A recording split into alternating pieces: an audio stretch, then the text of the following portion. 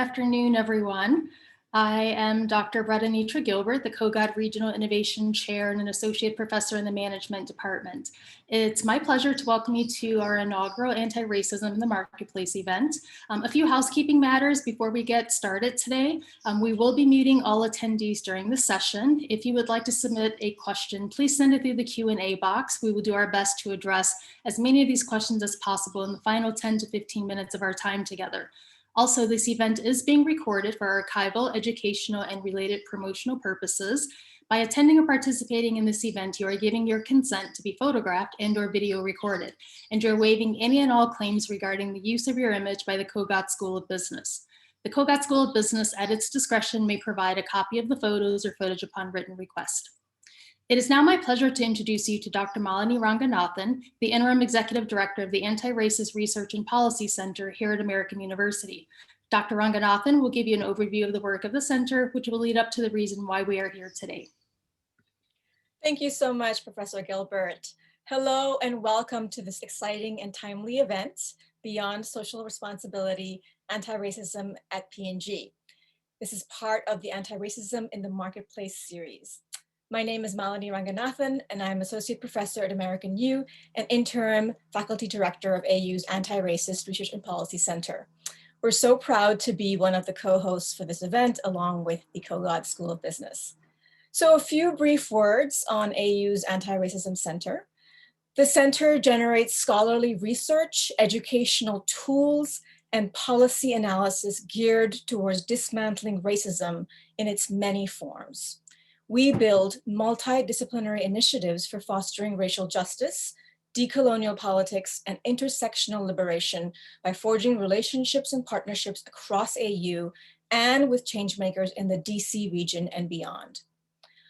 So we work across 8 thematic areas, including arts and literature, borders and immigration, civil rights and resistance movements, health and the environment, education, and markets and media. The thematic area markets and media represents one of our most promising and cutting edge areas. It interprets the notion of markets in the most capacious of ways, focusing its research on Black and Brown consumer well-being and psychology, as well as questions of race and representation in the media, equitable economic policy, and the political economy of racial capitalism. We are titled the Anti-Racist Research and Policy Center because we move beyond mainstream diversity and inclusion trainings and rhetoric to substantive scholarly and policy questions at the heart of racial justice. We're so thrilled today to welcome Mr. Damon Jones and honor his path-breaking work in advancing racial equity at P&G. Thank you so much, and over to you again, Professor Gilbert. Thank you so much, Dr. Ranganathan.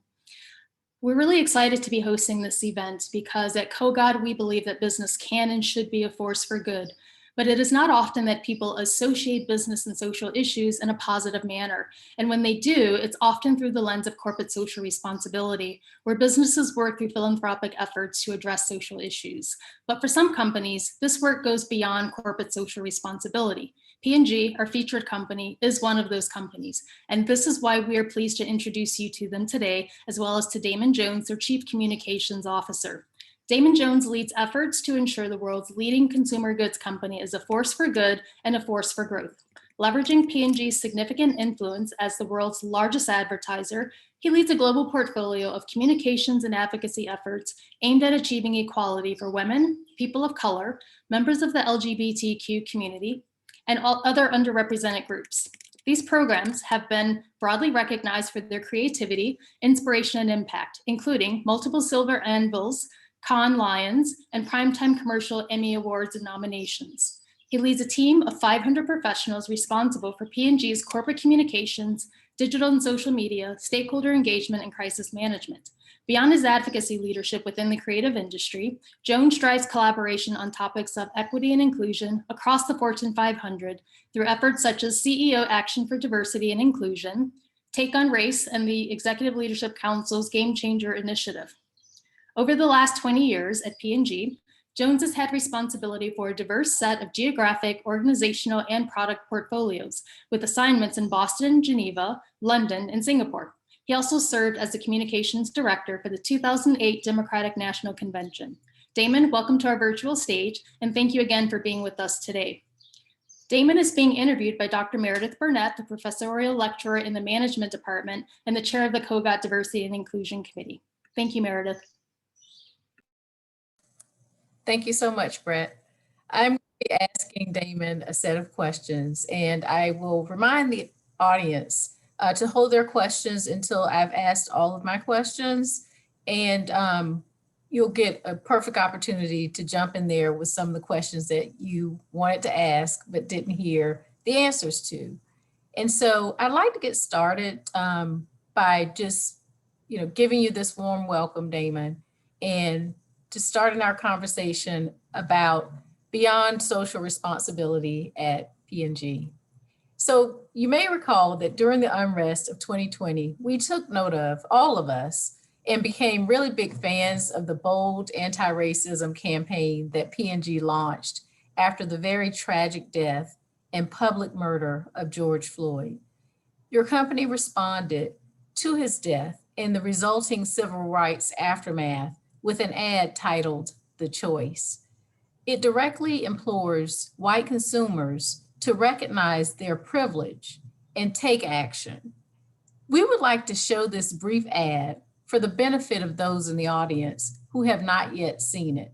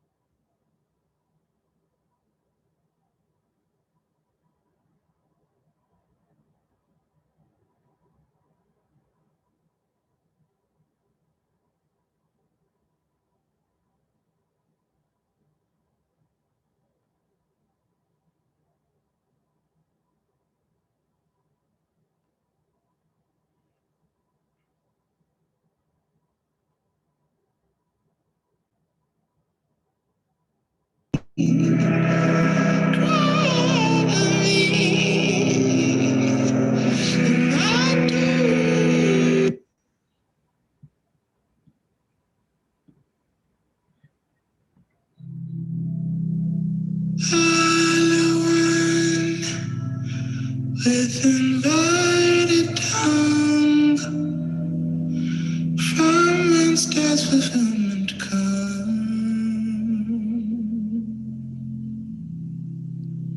And I expel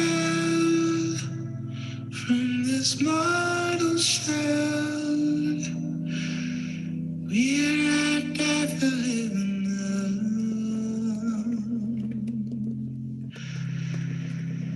Though you say what I can't see, cry to me, and I do.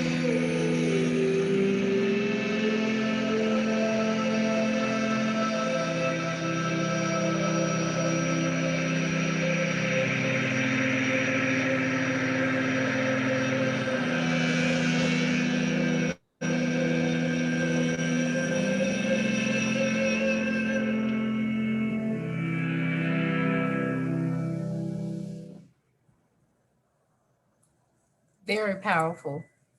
So Damon, can you share the story behind how this ad came to life or how the campaign came to life? Sure. First of all, thank you for having me. It's a pleasure to be with you today, and thank you to all the participants joining. What many people may not realize, a lot of people saw that campaign, but not realize that it was actually the third in a series of short films that we had produced at P&G, really with the aim of sparking constructive discussion on topics of race, bias, and inclusion. To go back a little bit, back in 2017, we launched a campaign called The Talk. And The Talk was a short film that told the story of the conversations that many Black parents have with their children to prepare them for injustices of a world that still too frequently judges them on the basis of their skin color. We followed that up in 2019 with another short film called The Look. And The Look follows a Black man throughout his day and tells the story of a series of microaggressions, some a little bit more intentional than others, that Black men face as they're judged as they walk throughout the world. So it was only natural after, as you said, the murder of George Floyd, when a moment that the nation was captivated, and indeed the world was captivated. All of the inequities were really front and center for people to see if they hadn't been able to see them before. And we recognized that we needed to bring more people into that discussion. Whereas in some of those prior efforts, it was really more directed about sparking dialogue on specific areas of inequality or bias in this case. We recognized that what was needed more than ever was to get people off the proverbial sidelines and frankly into the game when it came for inequality, and recognizing that we were in a moment where we could really have conversations in ways perhaps we as a nation weren't really able to have them before. Having the conversation very transparently on systemic racism, talking about bias as it impacts us as individuals and how it's amplified through institutions, and just really using that as a moment to really encourage more people to go on their journey, much like we had been at P&G. As you mentioned, or as Professor Gilbert mentioned, P&G is one of the largest advertisers in the world, right? And so we recognize the impact of the images that we put out into the world, right? Those images impact how communities see themselves and how they see each other, right? So we take our responsibility seriously to make sure that we're portraying all people respectfully and accurately, not playing into those stereotypes. But when necessary, we need to, stick our head above the parapet, if you will, and really call ourselves out, call others out, and say that there's much more that we need to do. So we put together the film that you saw just a few moments ago. But importantly, we try to help support a lot of discussion that we felt needed to happen. So as Oprah Winfrey was having her town hall, as there was the John Lewis special, as there were many other events over the course of the spring that were happening, we wanted to put films like this really front and center, and then to accompany it with a set of web resources so that people just didn't, give us the proverbial thoughts and prayers. We enabled them to take action. So the web resource that we have leads people to a set of resources that if you want to learn more, if you want to watch more, if you want to donate money to a cause, you want to get out and march, you want to get involved, wherever you're at along your journey, from being aware of the problem to being an advocate for the solution, we wanted to help you really make 2 steps forward on that journey. Thank you so much, Damon. And I have to admit, a lot of our students actually saw not only the choice campaign, but the others as well. But I wanted to go back to the choice for just a second. In that 75-second spot, which actually features none of your brands, you nod to the Black Lives Matter movement and place an emphasis on the fact that it's not enough for white individuals to think that they are not racist. Indeed, the real change requires action. Can you share your vision for what role you see white Americans playing to end racism in this country? Sure. I mean, I think when we've had this discussion, and I've been having this discussion for many, many years, far too often we put the burden of driving equality on the people who are most burdened, right? So when you think about gender equality, that conversation oftentimes starts with, well, what women need to do. Well, last I checked, women were not the ones that were creating inequality when it comes to pay inequality, right? So that requires our male men to step up and to say, hey, we need to act differently.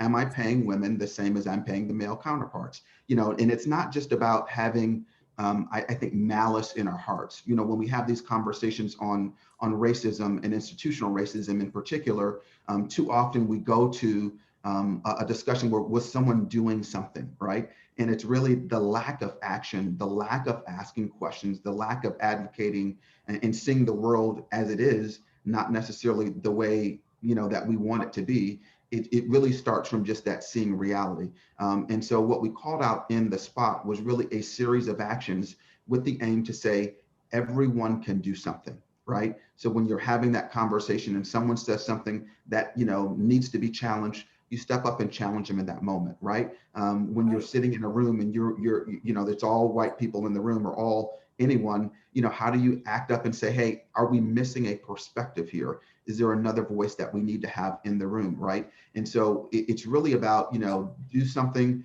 what's the phrase? Do something where you're at with what you have, where you are, is that everyone has a role to play. And I think, as the realities of the issue of race are laid bare, it's going to require everyone to get it, to get in the game. And so my vision and our vision is frankly, that everyone else really acknowledges that we do have inequality that's rooted in institutional racism. And the important point is not that we're pointing fingers and saying whose fault it is. The important thing is that we all get busy trying to fix the problem. And the key word there is all. There's something for each of us to do. Little things in your own daily lives and the people that you work with and live with and love, and bigger things in the institutions where you spend the majority of your day. So I wanted to go into another question too, which is related to what you were just talking about. In the choice campaign, you challenged people to take action, of course, but I want to know what impact the campaign has had on the attitudes and behaviors of your customers as well as stakeholders. What noticeable changes have you seen or heard about so far? Yeah, it's been a journey, but before I talk about, I guess, what's happened after, it's important to realize that the vast majority of consumers, 67% of consumers, say they are more willing to purchase a brand or support a company that shares their values, right? So when we talk about this, sometimes we get down to, well, did we sell 3 more boxes of Tide because we ran the choice campaign? And we don't look at it that way. Right. Number one, our goal is for long-term consumer and employee loyalty. I want to walk through the doors when we're back in the office of a company, knowing that that company has my back, not just from 9 to 5. I want to know that that company has my back if it's 9 o'clock at night and I get stopped by the police, right? And so we take a broad view to say, hey, we need to do all of these things. Yes, because they're the right things to do, but also when we get to a more equal world, that more equal world is good for business. So we're in the we're in the business of selling products to people. Women, people of color, everyone. So when women make more money, they get to spend more money on our products, right? And that's not something we have to apologize for, right? We think that there's an amazing synergy when you do the right thing, not only how we benefit as a world, but how we benefit as a company. So it's really a circular piece. To your very specific question, Meredith, we have data against all of our brands. We're a very data-oriented company.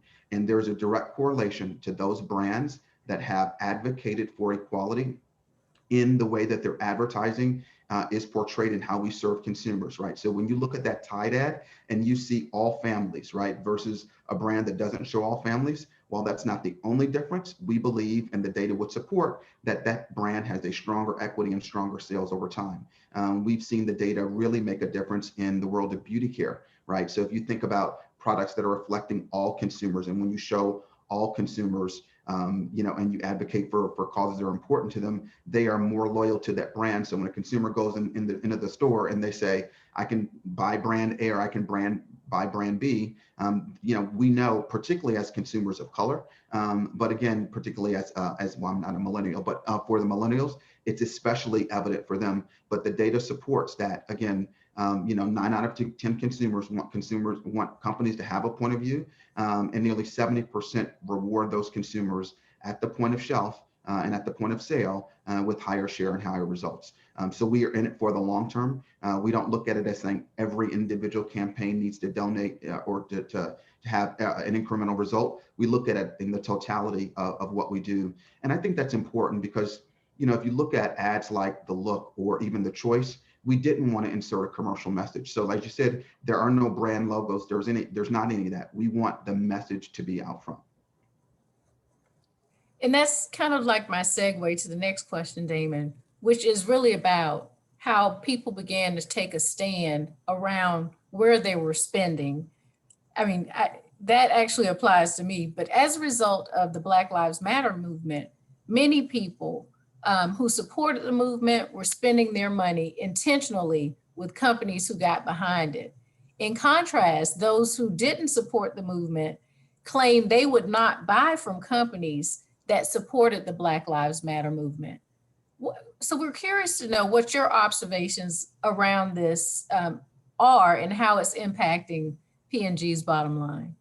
Yeah, I mean, we serve, billions of consumers around the world and hundreds of millions of them here in the U.S. And so we're wide-eyed about the divisive state of our society, and we don't believe that any single cause is going to get everyone right. And so I can tell you there are hundreds, if not thousands, of comments that we get when people find out that we support one cause or another. We have to live our values. Our values have been consistent and they've been clear for 180 years, and we're not turning back anytime soon. What I think is important, though, is that we're really clear in the intent of what we do, right? So many people like to judge by the headlines and say, well, I heard this person did that, or I heard company did that, and we want to be judged on our merits, the merits of our products, the merits on our values, and on the causes that we support. So when we get someone who says, hey, I don't like you because you did X, Y, or Z, we spend the time with them, right? It's not just a, hey, thanks for your comment, hang up the phone. It's, we want you to know why we did that, right? And that was really important, even going back to the talk when we did that in 2017. We got thousands of letters and comments on social media that said, hey, P&G, you're race baiting, you're causing more division by talking about these issues. Essentially it was the shut up and sell soap. And we went back and we said, hey, let me tell you why this is important, right? And again, we don't expect everyone to agree, but we do feel that we have a responsibility to let people know where we stand, why we're making the choices. And if they don't like us on our merits, then there are plenty of other products out there for them to buy. But we want them to judge us because when we think, we believe when they understand the why behind what we're doing, right? It's not political, it's not divisive, it's the reality of many people in this world. And we have to begin to speak truth to power, because until you can talk about these problems, only then can you begin to solve them. Thank you so much, Damon. I did have another question, which is also related to that issue. Since the ad campaign launched, what changes have you observed in terms of overall shopping and spending patterns among racial majority and minority consumers? Are there certain brands or products that are more strongly impacted by the campaign? Yeah, it's been hard to break that out, just because we've also been in the midst of a pandemic. I'll start by saying P&G as a company, in the midst of all of this work that we're doing, we're seeing our best performance in more than 15 years, right? So we believe that the marketplace is rewarding us for not only this, but for all of the things that they're doing, right? So what we've noticed throughout the pandemic is, of course, there's a much higher interest and demand for products that help people with their cleaning, healthcare, and hygiene practices. What we also know is people turn to brands that they know and brands that they trust, right? So if I'm only going to be in the store, I'm not going to spend a lot of time at the store thinking about what product to buy. I want to go for the brand that I know. I want to go for the brand that's familiar and that I have some affinity with. And again, we believe work like what we've done with the choice builds that brand affinity, right? So it's part of that purchase funnel. What we do strengthens connections, and at the end of the day, we believe it has a direct impact. So the short answer is, our business is as strong as it's ever been, but I wouldn't say that that's all attributable to an individual campaign. I think we have to do any number of things right. We've got to, of course, deliver products that deliver, superior performance. We've got to present them at a great value. We have to be really clear on what our values are, be unapologetic in those values, and we've got to treat our people well. All of these campaigns would fall on deaf ears if we were not walking the talk within the walls of P&G, right? And so as we do this, we are constantly asking ourselves, are we walking the talk? What does our hiring data look like? What does our retention data look like? What does our promotion data look like? Are we serving all consumers in the way that they want to be served, and not simply being performative and throwing more women and more Black people and more LGBTQ plus people in our ads, right? People see through that BS, really, really quickly. I mean, I think there's been a number of companies over the past years that have been called out to say, hey, we really believe that Black lives matter. But when you go to their website and you check on their board of directors, they don't have any Black people on the board. Well, I begin to question, well, do they really matter when it's convenient, or do they matter when the cameras aren't on, right? And so it really is a matter of us walking the talk, but being really deliberate across our entire portfolio of activities. What we're doing with our brands, how are we treating and managing our employees, what are we doing in the communities where we live and work, and even how are we treating our business partners, right? Do we have Black suppliers in our supplier base that are enjoying the benefits of our strong performance, right? Those are all things that we look at and evaluate constantly to make sure that we're stepping up to the plate. Thank you so much for that. And my next question is related to human resource management, which you just mentioned in your last response. I can imagine that this form of social activism at P&G largely resulted from your past hiring, but are you also seeing that social activism, in fact, impacts your hiring now? We're curious to hear about your observations about the relationship between the workforce and an anti-racist stance and how you hire people who align with this position. Yeah, Meredith, it's important to note. What I would say is, I think all of the campaigns are a result of the quality of the people that we hire. But what's also is really important is there is a diverse team behind all of these campaigns, right? One of the things that we try not to do is when we say, hey, we need to do a campaign on racial equity, let me go find the people of color. We need to do a campaign about women, let me go find the women, right? Men play an important role in gender equality. White people play an important role in racial equality, and, ditto down the line there. So yes, it's important that we have a diverse set of thinking and perspectives and representation at the table, but it's also important we create the right culture, because a lot of the questions that people might have about the skepticism of these campaigns, we get within our own walls, right? So we have to be able to say, hey, are we going after the straight white male in this ad? No, we're not. But the only way in which we know that is we bring the straight white men to the table, engage in that discussion, because many of them are the target audience, right? And so it really has to be everyone tapping in ways that add their voice to the perspective. What I would say as it relates to our recruiting, I would say, obviously, what's the job scope, what's the job security, what's the pay, all of those things continue to be top of mind. But every year I speak to, our brand campers and our boot campers, which are some of the summer intern programs that we do at P&G. And I will tell you, this session that we sit down and we talk to people about what is our approach to citizenship is the highest rated session. And it's the one that always goes over time. So people want to know about all that other stuff, but there is a very high bar in which our new recruits want to know, hey, walk the talk, right? And what are you doing and how does it actually work within the company? And they're not simply okay with saying, okay, well, that's on the website, so it must be good. They're going to double click. They're going to double click again. They're going to ask the very tough questions because they want to work at a place that shares their values. They want to know that, how are we leaning forward and not just thinking about what's right for P&G, but what's right for the world, what's right for society. So we're seeing it very clearly as a choice point, right? In those companies. And frankly, P&G is not always one on that one. So we've needed to step up our game, and we've stepped up our game in many ways over the past 5 to 7 years, I'd say, to make sure that we were more overt. We had tended to be one of the companies that was content to do the right thing behind the scenes and not tell anyone. But we know that that has to be a much stronger part of our message. And that's what people want to see if they're a new recruit, but it's also important to retention, right? People want to go home, and when all of this stuff is happening, I mean, you can imagine people are at home with their families, right? Watching these events take place. They want to know, well, what is P&G doing, right? And so every member of our 100,000 plus, employee family needs to go home understanding, is the company that they're working their retirement for walking the talk. So we take that seriously. Employees for us are always our number one target audience. Thank you so much for that. Now, we've already discussed how being anti-racist has affected your bottom line and your workforce, but can you share kind of behind the scenes what it takes in terms of team diversity, culture, a supply chain, et cetera, to get this quality of work? And perhaps also, what are some of the challenges that companies can expect to encounter if they choose to engage in this type of work? Yeah, that's a great question. What I would say, one of the drivers that has allowed us to be successful, I think, is being really, really clear on what our objective is, right? And that sounds very simple, but it's the hardest part of any campaign is writing a brief, right? Particularly because, like you said, everyone can say Black Lives Matter, but we're not just content to say that for the sake of saying it.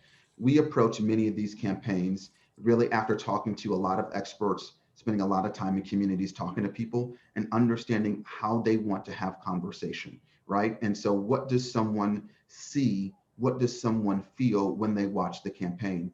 I'll give you an example when we did the look, because each of the scenes that we selected in the look has both historical significance and modern day relevance, right? So when you see Right. the little black boy in the swimming pool, and understanding why his father teaching him how to swim is so impactful, you need to go back and to understand the history of segregated pools in America. And it's still one of the leading reasons why there's such a disparity in Black kids being able to swim, right? You can go back and you can look at the scene that's reminiscent of lunch counters, right? And understand both the historical significance and the modern day relevance from the things that happen. And that's not, think Starbucks, think on any number of those examples, those things that still happen. So I think you've got to be really clear on what your contribution is.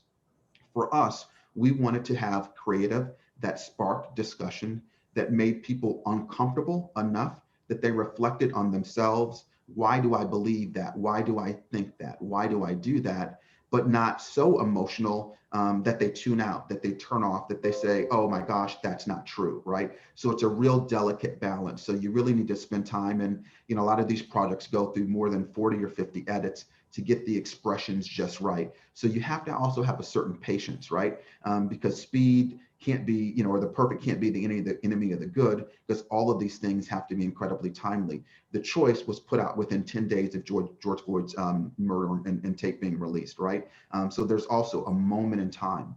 I think you have to have diverse voices at the table, not only in your company, at your agencies. When you're creating these films, you need diversity on set. We've got another project that'll launch here in a couple of weeks. And it was the first project that we did that was damn near all Black, right? And it was talking about, in this case, how do you elevate voices of people of color and creators of color, right? You needed to have those people on set every day to be able to tell that story in a way that was authentic, so that it could be told.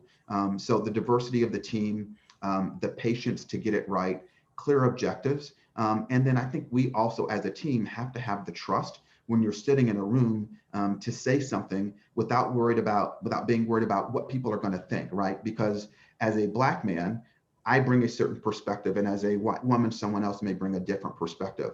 I can't be so afraid of what the white woman is going to think that I don't express my opinion. She can't be so afraid of what my reaction is going to be that she misses and watches every word that she has to say. So creating an environment of trust where we can say, hey, here's what we're trying to do. Here's what we think we're getting right. Here's how that makes me feel. All of those things are really, really important to make sure that we can get creative work. To your second question, what can you expect? You can expect resistance. You can expect the haters. You have to understand that everyone starts this discussion in a different place. So myself, as someone who's been in this space, I talk about race a lot, right? So I'm able to have, I got a lot of stuff in the background as we're engaging in this. For some people, they've never had this discussion, right? They've never sit down and had the conversation about race.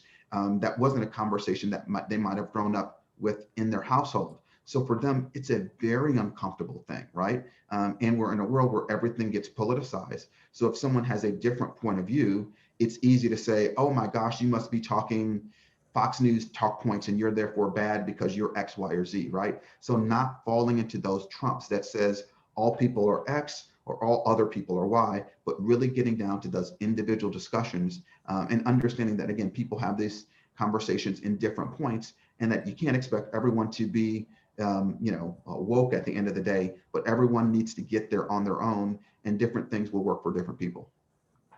Thank you so much. I did want to remind the audience to get their questions ready, but I do have one final question I wanted to ask you. P&G has clearly undertaken many external actions, from social activism campaigns to speaking engagements, which demonstrate that it is an anti-racist organization. What advice would you offer to companies to help them begin the process of becoming and operating as an anti-racist organization? Yeah. I'd first start to say that we are on our anti-racism journey. One of the things that's really important is that we recognize that we're making progress, and we are far from perfect, right? And so when anyone thinks that you have cracked the code, you're probably misreading the situation, because we all have a lot of work to do. So I would start there. I would say, let your goal be progress and not perfection.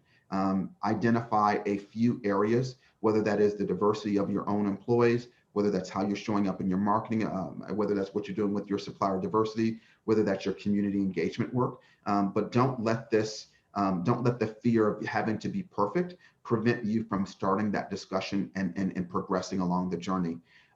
Number two, I would say, is be transparent. One of the things that was incredibly impactful for us going back in 2016 is we had an event called Stepping Up. And we publicly acknowledged that, frankly, we had inequities within our own walls. Our CEO got up in front of all 100,000 employees, and he put the data up on the screen. He said, this is how many Black employees we have. This is our promotion rate for women and people of color. This is our attrition rate for women and people of color. The data does not lie. And because we were able to put that out there, acknowledge where our shortcomings were, we were able to galvanize everyone in our organization to really work against that, right? But if you're hiding a piece of data because you're scared of what someone's going to think, you're not able to really get as many people to the table as possible.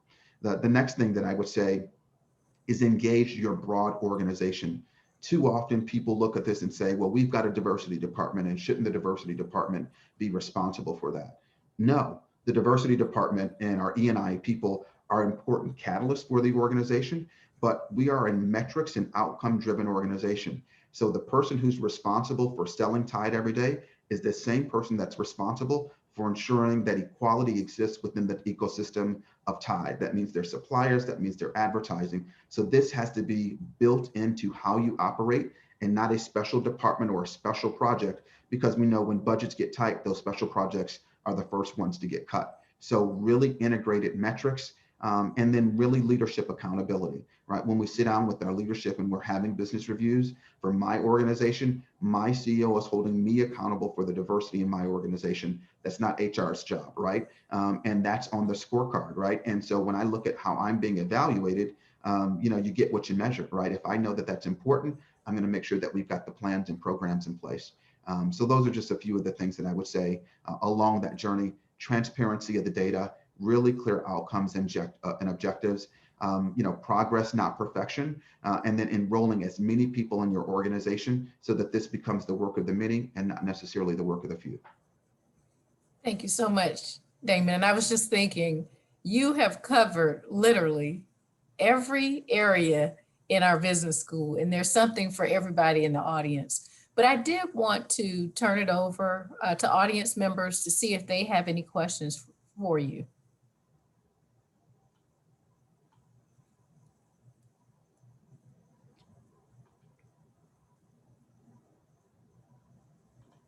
So do you think, while they're getting their questions ready, I did want to ask you if you think the look will come back in some form or fashion. Yes, I mean, all of these, it's interesting. One of the things that we've done is we've created a curriculum that enables people to take these films and to use them in very constructive ways. So if you go to talkaboutbias.com, www.talkaboutbias.com, that's a website where you can take a look at the film, The Look, go through and understand the history behind the scenes and why we've created what we've done. And in the upper right-hand corner of that website, you'll see a link that's called I think it's called Conversation Guide or something to that nature. But it really kind of gives you a tool for how you can have a discussion, be it in your house, be it with your church group, or be it in a university setting, to make sure that we can really unpack some of these things. And similar to what we've done on our website at pg.com/takeonrace, we've created just, again, a wealth of resources. What I would say is we've curated a wealth of resources because one of the things we recognize is we didn't have all the answers, but there are so many people out there that are creating lots of resources. So it's really a great place to start. And there's a list of podcasts, there's a list of blogs, there's a list of journalists to follow who are really providing insight into the topic that, again, help people move along their journey. And then related to that, were there similar campaigns globally in other countries? Sure. Yeah, we've done some. I mean, I'll give you some examples. In China, we have a brand called SK2, which is one of our beauty brands. And for a number of years, they put out a campaign that is called Change Destiny. And one of the impactful efforts that they've done is they've really challenged the notion that marriage defines who you are. So in China, women are frankly encouraged to get married very young, right? And it's a symbol of success that you have found the perfect husband, right? And what we recognize is that there are many women who don't desire to go off and to define themselves by who their husband is. They don't desire to have perhaps that traditional family unit at the age of 25. Well, past that point, you begin to get looked down upon on society. Well, what's wrong with you because you're not married, right? And so we created a campaign that challenged that stereotype and really embraced what society had that stereotyped as leftover women, and to say they're not leftover, they just have a different plan that's on their time. We in India, we've had campaigns that have really tried to, destigmatize the trans community, right? And understanding that there are many things that people don't know. And then even in India, it wasn't something that you talked about, right? So how do we elevate discussion on that? In Japan, we challenged the notions of hairstyles because many women have to wear their hair, schoolgirls have to wear their hair in a very similar style because it's more important to fit in versus stick out, right? And so it always, we try to do this, we try to do it in a way that is respectful of the culture, but that really empowers people to take their own destiny into their own hands, as opposed to having them live with the expectations that society's placed on them. Anybody else before I completely take over all the questions? Meredith, there are quite a few questions in the Q&A. Oh, okay. All righty, so let's take a look in the chat here. I'm sorry.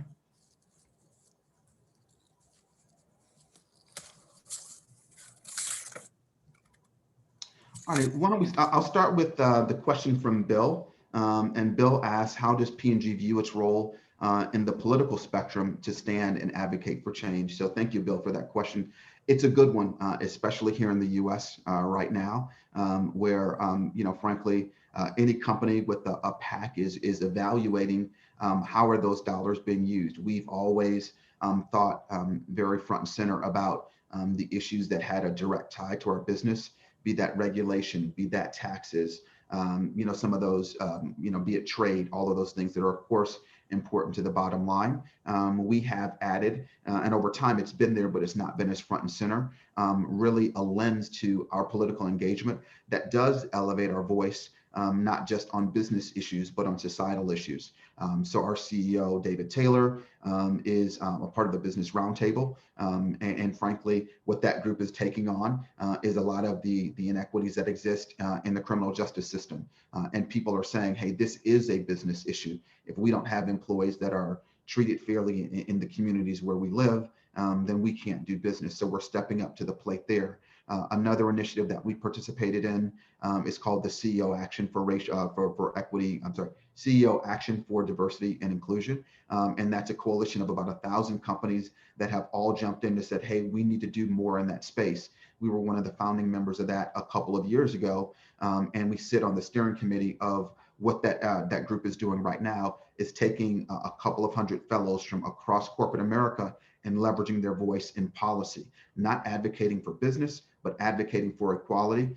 Again, some areas in criminal justice, some areas for education, and other things like that. So ensuring that people see the clear connection between what happens with companies and what happens in communities is important. And so that's something that we're stepping up into.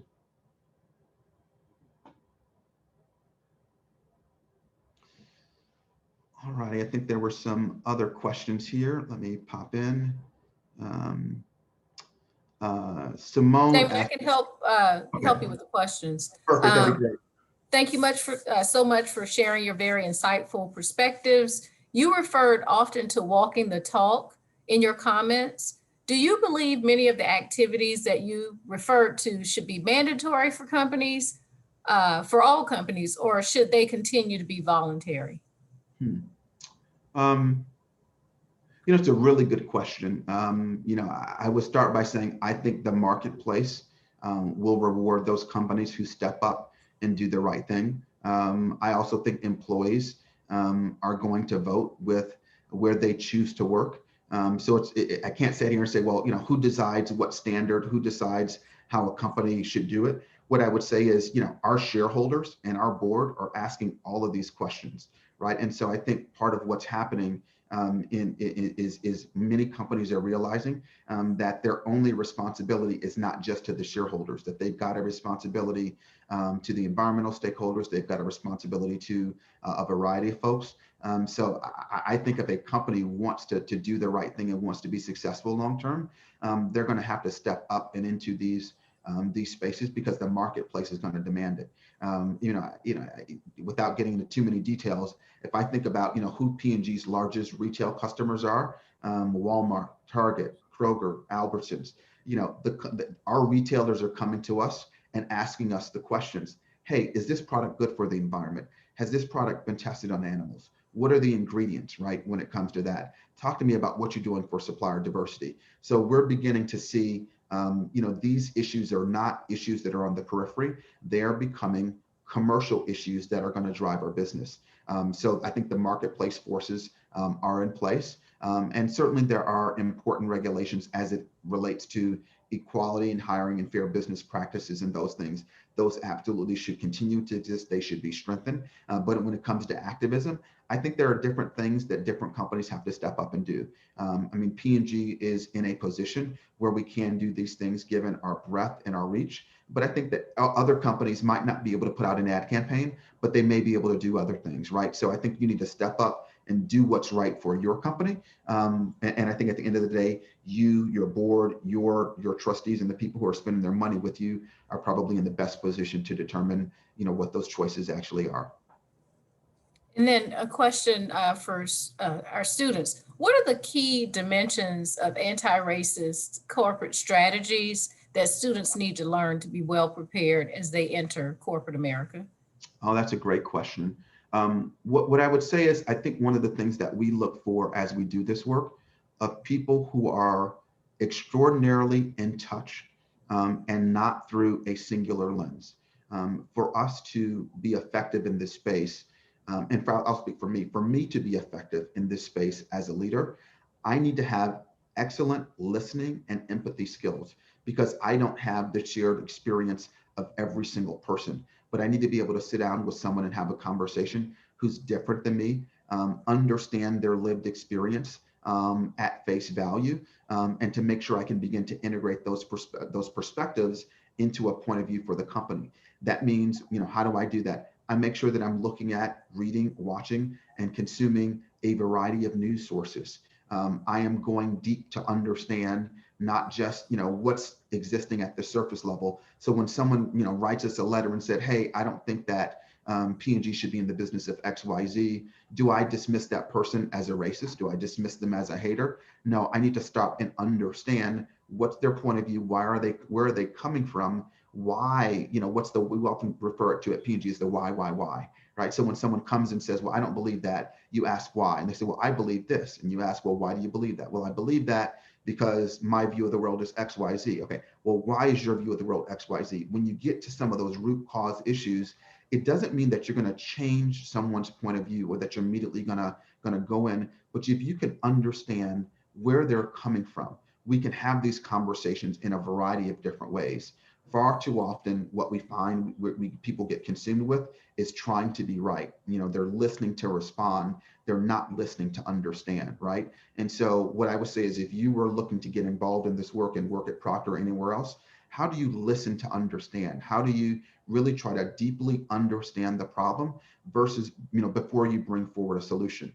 One of the things we oftentimes do at P&G is we have people on the team advocate for different points of view. So if Meredith, you say, I think option A, and Damon, you think it's option B, we swap roles and we ask you the question, well, Meredith, what would need to be true for you to believe Damon's point of view? Meredith, what would need to be true in your world for you to believe, you flip it around. And that leads you to a deeper level of empathy, understanding, and then you can come to a solution that while you may not agree, you can at least disagree in a much more empathetic way. And that's the key to having the broad reach that I think we're able to have with a lot of these campaigns. Thank you so much, Damon. And then someone else put in the chat that it's disheartening to see brands that have succeeded based on an anti-diversity platform in the wake of last year's events. Do you feel that it's possible to convert those customers who buy those brands? Um, it's a good question, right? I mean, at the end of the day, I think I'll give you two responses. Number one, we don't, our aim is not to convince people that we're right. Our aim is to be as clear as possible on what we believe, why we believe it, and then tell people about the actions that we're taking to live that belief. If they look at that and say, hey, that's something I want to be a part of, then we want them, right? If they look at that and say, hey, that's something that I don't want to be a part of, we respect their judgment, right? And at the end of the day, and different people buy different brands for different reasons. And there are some consumers who are very interested in what we do from a social responsibility and in anti-racism. There are other consumers who say, you know what, I just want my razor, I just want my shampoo, I just want a dry baby diaper. We respect them too. But for those consumers who want to engage in this space, we want to be as clear and as unapologetic in the values that we have and how we're going to live them. We think we'll wind up on the right side of history. But if that's not what someone wants, it's kind of like being in a relationship, right? I can't want more for you than you want for yourself. If you're not ready to be in a relationship, me loving you that much more isn't going to help you, right? So there's just a certain honesty and maturity that we have as we approach topics like this. And then a related question to one that I asked earlier.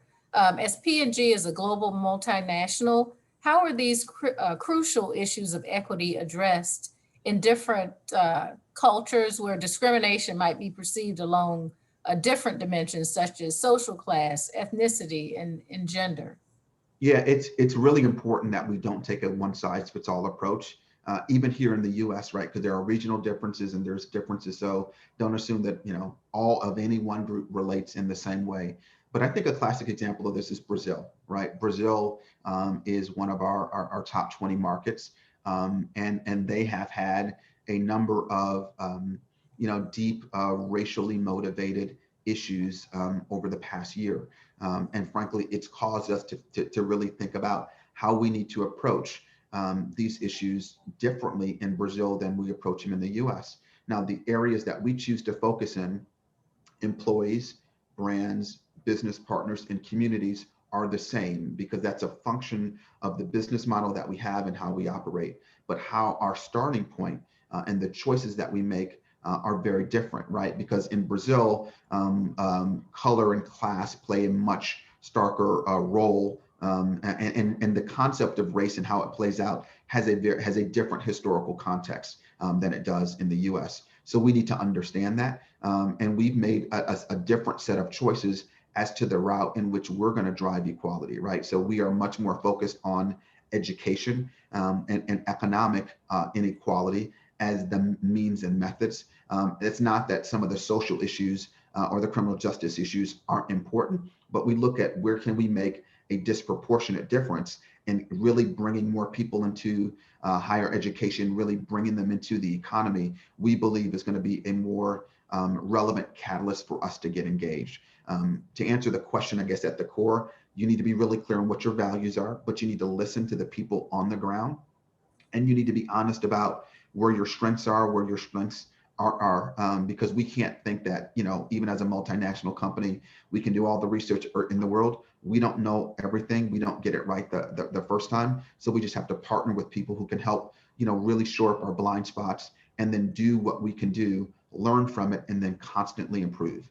Every campaign that we do, we're constantly listening, learning, and improving. And I think it's that hunger to constantly just improve, even if it's 5% here, 5% there, because we're that hungry, I think we keep getting stronger. And then a question also was, what steps does P&G take to ensure that all employees feel comfortable sharing their full, authentic selves?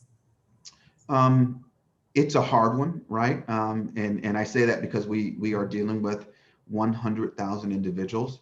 But I think we spend a lot of time being giving people the tools to have this conversation, right?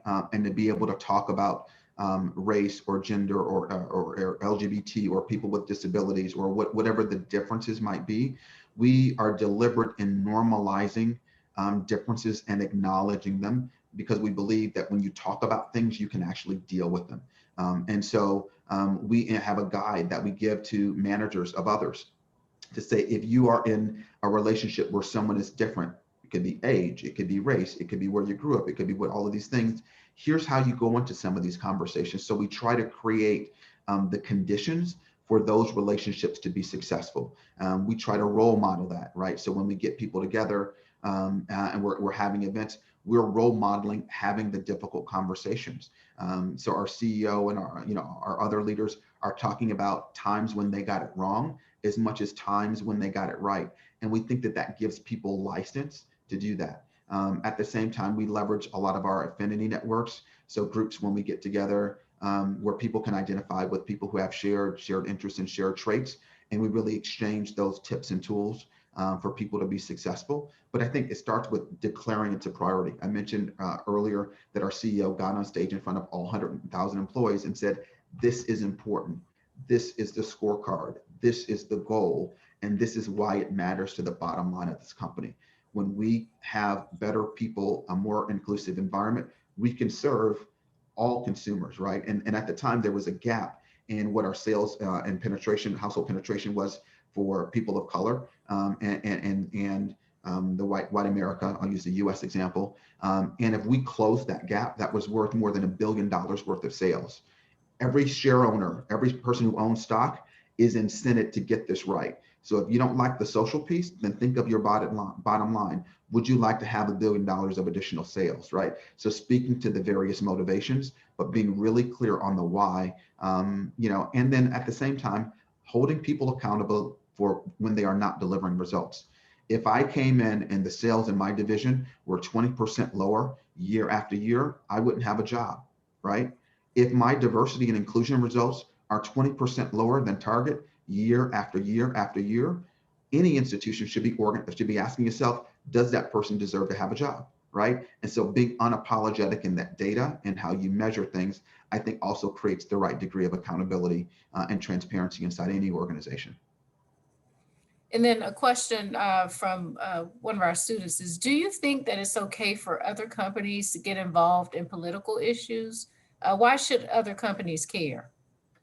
Yeah, well, I'm gonna push back on the question a little bit, because I wouldn't define anything that we've done as a political issue, right? Me being able to walk down the street and to not fear the police is not a political issue. It's a quality of life issue. It's an employee relations issue. I don't leave my Blackness when I walk through the doors of P&G. I am that same person, and that experience is part of who I am. And so I oftentimes, when we have these discussions, I say this isn't political. This is life, right? Inequality is not a political issue. If someone's poor, it doesn't matter if they're a Democrat or a Republican. If they can't get an education, they want an education, right? I'll take whatever I can get, right?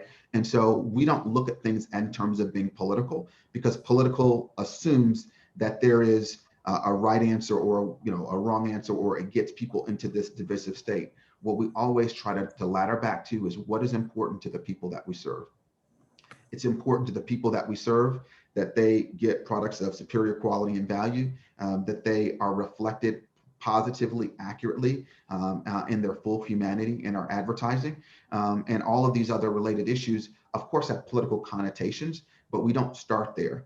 Now, at the same time, when there is something happening in the marketplace that we don't agree with, we will be unapologetic in it. We did that when there was the travel ban a couple of years ago. We've done it when there was, pushing back against having D&I education in companies, right? So again, that happened to be a discussion with a politician, but I would not say that that is a political discussion. That's a discussion that allows us to live our values.